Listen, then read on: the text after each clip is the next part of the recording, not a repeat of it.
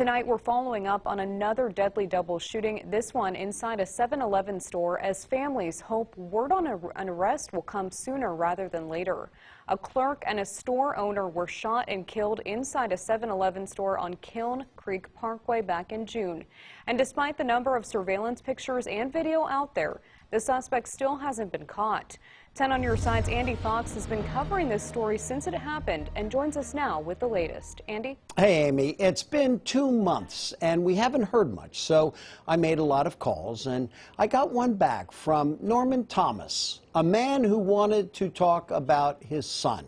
So we went to Williamsburg and we learned a lot about faith. Logan Thomas was to be married. This little boy is now almost 6. And this was Logan as a little boy himself, fishing with his daddy. It seems so long ago, his daddy Norman. How much I miss him.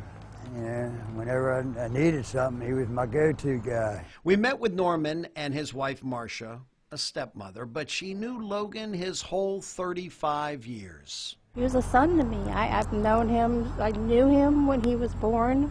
I gave him his first baby cookie. He used to sit on my piano when he was little and play. At a time like this, Norman and Marcia are filled with faith. God's working in our life because He's kept us up. You know, I mean, we're going to have our moments of sadness and despair because we loved our child.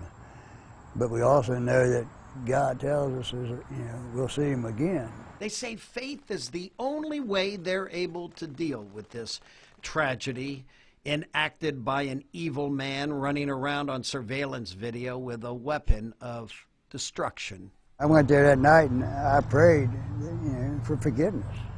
Not for him, but for him, but for me as well. I mean, that guy did a terrible thing that night, and I hope it eats him alive.